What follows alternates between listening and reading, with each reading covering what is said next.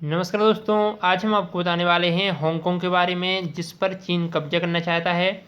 इस वीडियो में हम आपको हांगकांग के सारे इतिहास के बारे में बताएंगे। साथ ही हम आपको ये भी बताएंगे कि चीन का हांगकांग पर कब्जा है या नहीं है, और अगर है तो किन किन चीज़ों पर चीन का कब्जा है। ठीक है, हांगकांग पर हम आपको सबसे पहले ये बता दें कि हांगकांग चीन के पास में ही स्थित है। आप यहाँ पर मैप में देख रहे होंगे, चीन के यहाँ पर कुछ जस्ट पास में ही, मतलब सीमा से लगा हुआ है। ये आप देख रहे हैं, ये पीले कलर में है, ये हांगकांग है। और बहुत ही उन्नत शहर है, बहुत ही बड़ा व्यापारिक केंद्र है, विश्व का बहुत ही बड़ा व्यापारिक केंद्र है। और एकदम पूरा जो हांगकांग है वो बहुत ही उन्नत है, बहुत ही अमीर है। ठीक है, तो इसके हम सारे इतिहास के बारे में आपको स्टेप बाय स्टेप बताने वाले हैं। शुरुआत से शुरू करते हैं ब्रिटिश से। ठीक है, अंग्रेजों से शुरू करते हैं। 19वीं शताब्दी की बात है, जब ब्रिटेन का सारे विश्व में कब्जा था। यानी कि ब्रिटेन के बारे में, इंग्लैंड के बारे में ये कहा जाता था कि इसके राज्य में कभी भी सूरज अस्त नहीं होता है। अस्त इसलिए नहीं होता है क्योंकि इस दुनिया के बहुत सारे देशों पर इसका कब्जा था। यहाँ से लेकर यहाँ तक मतलब सारे अलग अलग जगहों पर इसका कब्जा था। अगर यहाँ पर सूरज डूबता था, ठीक है, अगर यहाँ पर सूरज डूबता था तो यहाँ पर सूरज निकल आता था। समझ रहे हैं? तो इस कारण से ये कहा जाता था कि सूरज कभी भी ब्रिटेन के राज्य में अस्त नहीं होता है। ठीक है, इसी टाइम पर भारत पर भी अंग्रेजों का ही कब्जा था। यहाँ पर भारत पर भी अंग्रेजों का ही कब्जा था। तब अंग्रेज क्या करते थे, भारत से चीन के साथ में व्यापार करते थे। ठीक है, मतलब भारत में जो अफीम उत्पादन होता था वो चीन में सप्लाई किया जाता था। ठीक है, चीन के साथ ये चाय और रेशम का भी व्यापार करते थे। यहाँ से चाय खरीदी जाती थी चीन से, और भारत में सप्लाई की जाती थी। इसी के साथ में रेशम भी यहाँ से सप्लाई होता था।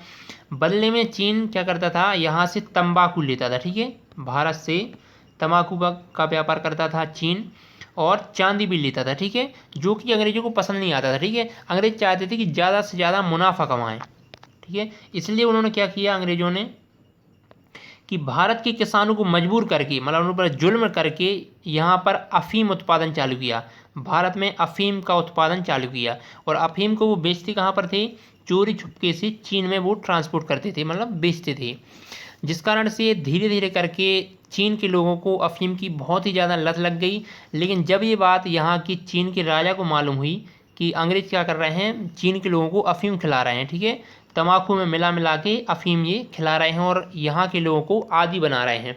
इस कारण से चीन के राजा ने क्या किया, अफीम पर पूरी तरीके से प्रतिबंध लगा दिया। साथ ही अंग्रेजों के साथ जितना भी व्यापार हो रहा था उसको भी बंद कर दिया गया। ठीक है, इसी बीच, मतलब इसी कारण से अंग्रेजों को मिल गया अब एक अवसर चीन पर आक्रमण करने का। ठीक है, इसलिए अंग्रेजों ने क्या किया, 1839 को चीन पर आक्रमण कर दिया। इसी नाम दिया गया प्रथम अफीम युद्ध। ठीक है, जो फर्स्ट अफीम युद्ध है, प्रथम अफीम युद्ध। ठीक है, जो कि हुआ था 1839 से 1842 के बीच। ठीक है, 1839 से 1842 के बीच हुआ था। इस युद्ध में चीन की हार हुई थी। चीन पूरी तरीके से हार गया था, क्योंकि अंग्रेजों के पास बहुत ही एडवांस लेवल की सेना थी उस टाइम पे। नेवी, जो नौसेना है अंग्रेजों की, वो बहुत ही पावरफुल थी। यहाँ से उन पूरी चारों तरफ से चीन को घेर लिया था।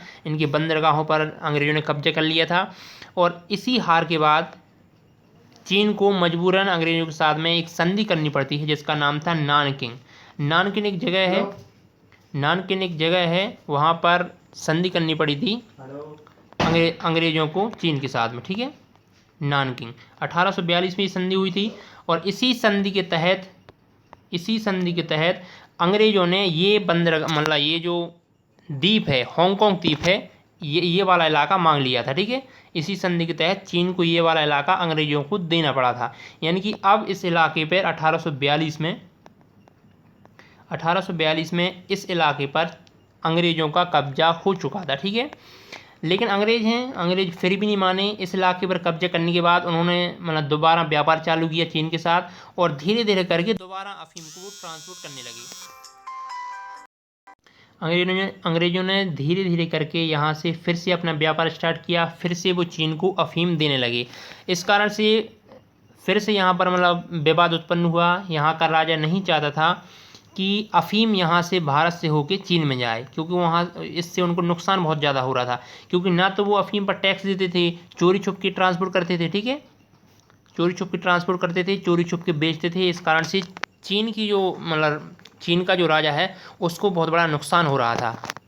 इस कारण से उसने फिर इन पर प्रतिबंध लगा दिया, इनके व्यापार पर प्रतिबंध लगा दिया। इनके 12 जो सैनिक हैं, एक मतलब जहाज़ इन्होंने पकड़ा था, चीन के राजा ने यहाँ पर एक जहाज़ पकड़ा था जिसमें 12 अंग्रेज थे।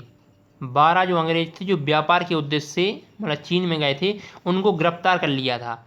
इस वजह से ब्रिटेन ने क्या किया, अंग्रेज़ों ने क्या किया, फिर से यहाँ पर आक्रमण कर दिया। फिर से चीन को चारों तरफ से घेर कर अंधाधुंध फायरिंग की, ठीक है। अपनी नाव, बड़े बड़े नाव के जो बेड़े थे, मतलब जो बहुत सारी नाव हैं, उनको यहाँ पर भेजकर इनके बंदरगाहों पर कब्जा कर लिया और बहुत सारी मतलब फायरिंग की, ठीक है। इस वजह से चीन को फिर से हार का मुंह देखना पड़ा, क्योंकि इनके पास फिर से ही उन्नत सेना नहीं थी, ना ही कोई ट्रेनिंग थी, ठीक है। तो 1856 में अफ़ीम का द्वितीय युद्ध होता है, ठीक है, सेकेंड वॉर ऑफ अफ़ीम, ठीक है। अफ़ीम का जो द्वितीय युद्ध है वो 1856 में हुआ था, और इसके साथ ही इसी एक संधि होती है। मतलब युद्ध जब समाप्त हुआ तो उसके साथ में एक संधि हुई जिसका नाम था काओलिन की संधि, ठीक है। काओलिन एक जगह है यहीं पे, तो उसकी संधि हुई थी, और इसी संधि के तहत ये जो पूरा इलाका है ये अंग्रेज़ों के कब्जे में आ गया, ठीक है।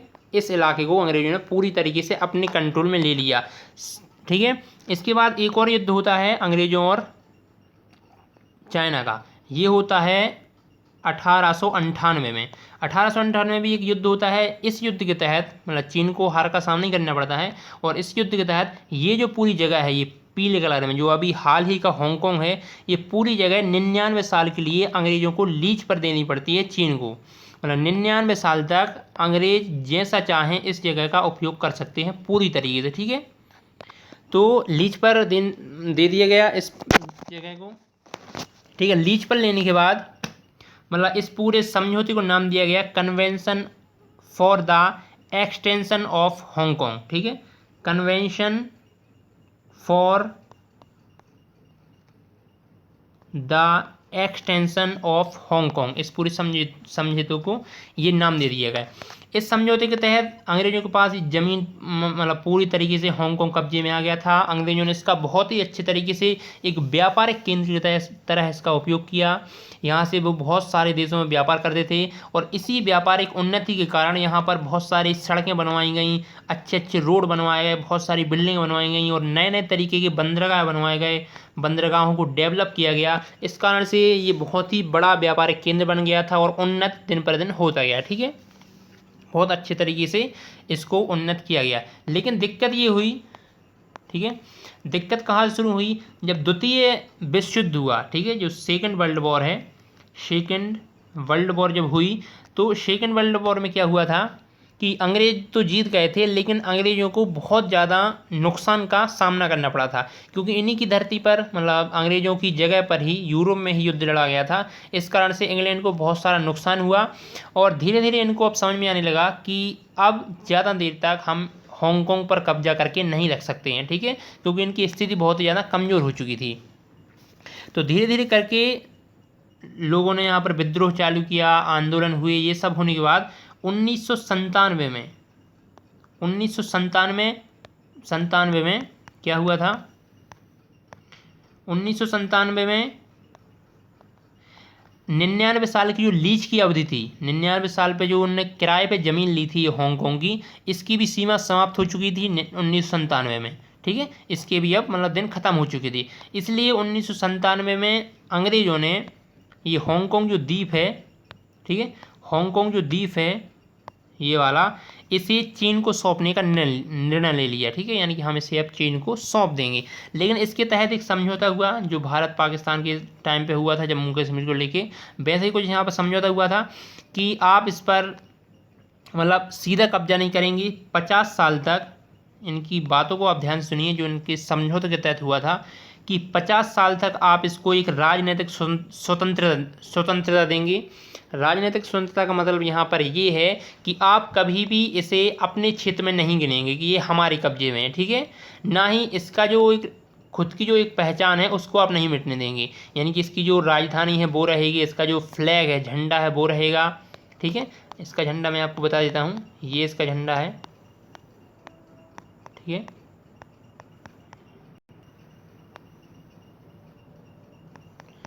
यहाँ पर नहीं है, ठीक है। इसका एक अलग झंडा है हांगकांग का, ठीक है। हांगकांग का अलग झंडा है, तो वो आप यहाँ इसका जो फ्लैग है, झंडा है, वो नहीं मिटने देंगे। ये इसकी राजनीतिक स्वतंत्रता पूरी तरीके से कायम रहेगी। मतलब यहाँ के नागरिक अपने आप को एक प्रकार से स्वतंत्र मानेंगे चीन से, ठीक है। मतलब ये नहीं होगा कि चीन इसे अपने अधिकार में ले ले, ठीक है। 50 साल तक ये मतलब एक अवधि रखी गई थी कि 50 साल तक आप कोई भी ऐसा कदम नहीं उठाएंगे जिससे इनकी राजनीतिक स्वतंत्रता पर कोई भी आँच आए। इसे कहा जाता है, जब ये समझौता हुआ था तो इसे कहा जाता है वन नेशन, ठीक है, वन नेशन टू सिस्टम, यानी कि एक देश दो नियम। ये उस टाइम पे समझौता हुआ था, ठीक है। इसे चीन के हवाले कर दिया गया। इस समझौते के तहत ये हुआ था कि जो हांगकांग के निवासी हैं उनको जनसभाएं करनी, अपनी बात को कहने, मतलब वो जनसभाएं कर सकते हैं, अपनी बात कह सकते हैं। यहाँ पर एक स्वतंत्र न्यायपालिका रहेगी, ठीक है, जिस पर किसी का भी कंट्रोल नहीं रहेगा। एक स्वतंत्र इंडिपेंडेंट जो न्यायपालिका है वो यहाँ पर रहेगी। राष्ट्रीय सुरक्षा कानून इन्हीं के तहत रहेंगे। मतलब हांगकांग अपनी राष्ट्रीय सुरक्षा के जो भी कानून बनाएगा वो खुद ही इसे लागू कर सकता है। किसी विशेष मतलब किसी चीन का उस पर कोई भी दबाव नहीं रहेगा। ये खुद के कानून हैं वो ये कर सकता है। सिर्फ बाहरी ताकतों मतलब जो विदेश नीति है हांगकांग की उस पर चीन का कब्जा रहेगा। जो विदेश नीति है या कोई भी अंदर विद्रोह वगैरह होता है तो उस पर चीन का कब्जा रहेगा। ये उस टाइम पे तय हुआ था। इसे एक विशेष राज्य का दर्जा दिया जाएगा, ठीक है। सभी राज्यों में इसे एक विशेष राज्य का दर्जा दिया जाएगा, ठीक है। ये उस टाइम पे समझौता हुआ था। लेकिन जो हांगकांग था वो चाहता था कि हम अपने आप को एक स्वतंत्र रखें और लोकतंत्र हम यहाँ पर लागू करें, ठीक है। लोकतंत्र हम यहाँ पर लागू करें, ये हांगकांग के लोगों की इच्छा थी। लेकिन चाइना क्या है, चाइना में कम्युनिस्ट पार्टी की सरकार है, ठीक है। तो ये चाहते थे कि यहाँ पर लोकतंत्र ना हो, ठीक है। जो हमारी यहाँ पर एक पार्टी की सरकार चल रही है चाइना में, वही वैसा ही सिस्टम यहाँ पर हो, मतलब यहाँ पर लोगों को सीधे वोट डालने का अधिकार ना मिले, ठीक है। लेकिन फिर भी जब हांगकांग में जब दबाव बढ़ा, बहुत सारे लोगों ने प्रोटेस्ट किया, तो 2007 में चीन ने वादा किया था कि हम 2017 तक, ठीक है, 2007 में इन्होंने वादा किया था चीन ने कि हम 2017 तक हांगकांग में वयस्क मताधिकार को मान्यता दे देंगे, यानी कि जो वयस्क लोग हैं यहाँ पर वो वोट डालकर उम्मीदवारों को चुन सकते हैं, ठीक है। लेकिन बाद में क्या हुआ, बाद में एक नया नियम बना दिया गया जो कि चीन के द्वारा ही बनाया गया था कि एक 1200 सदस्यों की कमेटी बनेगी। 1200 सदस्यों की एक कमेटी बनाई जाएगी जो ये निर्णय लेगी कि किसको हमें राष्ट्र प्रमुख बनाना है, ठीक है, किसको हमें राष्ट्र प्रमुख बनाना है। तो 1200 सदस्यों की एक कमेटी बनाई गई, 1200 सदस्यों की, जिसमें से आधे सदस्य यानी कि 600 सदस्य जनता के द्वारा चुने जाएंगे और जबकि 600 सदस्य जो हैं उनका चुनाव जो प्रोफेसर मतलब पेशेवर लोग हैं, जो कोई भी बड़े बड़े वकील हैं, प्रोफेसर हैं, जो पेशेवर लोग हैं जो नौकरी वगैरह करते हैं, उनके द्वारा इन 600 लोगों को चुना जाएगा, ठीक है। तो ये हुआ 2017 में ये मतलब नया नियम बना। इसका बहुत ही ज़्यादा विरोध हुआ इस नियम का। यहाँ पर आप देख रहे होंगे ये अम्ब्रेला प्रोटेस्ट इसको कहते हैं, क्योंकि क्या हुआ था जब लोग विरोध कर रहे थे बहुत ज़्यादा तो अंग्रेजी सेना ने इन पर पेपर स्प्रे मतलब एक तरह का जो आंखों में जलन पैदा करता है वो ऊपर से यहाँ पर छिड़कना चालू किया था। इसी से बचने के लिए इन्होंने अपना अपना छाता लेकर आंदोलन में उतर आए थे ताकि वो ऊपर से स्प्रे ना गिर सके। इसीलिए इस आंदोलन को कहा जाता है अम्ब्रेला मूवमेंट या छाता आंदोलन, ठीक है। छाता ले लेके ये आंदोलन कर रहे थे उस टाइम पे, ठीक है। लोगों ने बहुत सारा विरोध किया लेकिन जो चीन चाहता था वैसा ही हुआ। 1200 सदस्यीय एक कमेटी बनी और 1200 सदस्यीय कमेटी ने, ठीक है, 2017 में जो चुनाव हुए थे, ठीक है, 2017 में चुनाव हुए, 1200 सदस्यीय एक कमेटी बनी और इसने कैरी लैम को कैरी लैम को हांगकांग का चीफ नियुक्त किया। कैरी लैम करके एक हैं, तो उनको हांगकांग का प्रमुख बनाया गया, जैसा कि चीन चाहता था। चीन के द्वारा ये कैरी लैम बनाए गए थे यहाँ के प्रमुख, इसलिए चीन का इनका मतलब पूरी तरीके से दबाव था चीन का। और जैसे जैसे चीन कानून पास करता गया तो उन्होंने कोई भी ऑब्जेक्शन नहीं उठाया और चीन को पूरी तरीके से ये कैरी लैम सपोर्ट करते थे। ठीक है, 2019 में एक प्रत्यार्पण कानून लागू किया गया हांगकांग में। प्रत्यार्पण कानून का अर्थ ये था कि कोई भी व्यक्ति जो कि हांगकांग में अपराधी है तो उसका जो मुकदमा है वो चीन में जाकर चलेगा। ठीक है, जैसे कोई भी व्यक्ति है, इसने हांगकांग में कोई अपराध किया तो इसका मुकदमा अब चीन में जाकर चलेगा यहाँ पर। ठीक है, इसका भी बहुत लोगों ने विरोध किया, सड़कों पर आए, लाखों लोग सड़कों पर आए। ठीक है, इस कारण से इस कानून को भी रद्द कर दिया गया, चीन ने इस कानून को रद्द कर दिया गया। फिर 2020 में एक कानून आया है, मतलब कानून है 2020 में जो आया था चीन की तरफ से, नेशनल सिक्योरिटी लॉ यानी कि राष्ट्रीय सुरक्षा कानून। इसके तहत क्या है कि चीन को यह अधिकार हो जाएगा कि कौन देशद्रोही है, कौन देश के खिलाफ षड्यंत्र कर रहा है, इसको पहचान कर वो उसे दंडित कर सकता है। इसका भी बहुत ज़्यादा विरोध हो रहा है, क्योंकि अगर इसका विरोध नहीं होगा तो हांगकांग पर वो पूरी तरीके से कब्जा कर लेगा। जो भी लोग उसका विरोध करेंगे, जो भी लोग उसके खिलाफ जाएंगे, उस पर वो देशद्रोह का मामला लगाकर सीधे जेल में डाल देगा। तो इस वजह से हांगकांग में अभी भी फ़िलहाल में भी विरोध चल रहा है बहुत ज़्यादा चीन का यहाँ पर, इसी कानून को लेकर जो 2020 में कानून आया है नेशनल सिक्योरिटी लॉ, उसी को लेकर बहुत ज़्यादा विरोध अभी भी हांगकांग में चल रहा है। हांगकांग पर पूरी तरीके से चीन का कब्जा नहीं है, लेकिन चीन अपनी नीतियों के द्वारा यहाँ पर कब्जा करना चाहता है। धीरे धीरे करके वो नए नए कानून लाकर इस पूरे क्षेत्र पर कब्जा करना चाहता है। आशा है कि आपको वीडियो पसंद आएगा। अगर वीडियो पसंद आया है तो प्लीज़ चैनल को सब्सक्राइब कर लें तथा वीडियो को लाइक करके जरूर जाएं। अगर आपको वीडियो पसंद आता है, अगर आप लाइक अच्छे से इस वीडियो को करते हैं, तो इसके बाद हम ताइवान के बारे में बताने वाले हैं, जो कि चीन के पास में ही एक देश है ताइवान, उस पर भी जो चीन है वो कब्जा करना चाहता है। तो अगले वीडियो में हम आपको उस बारे में ही बता देंगे।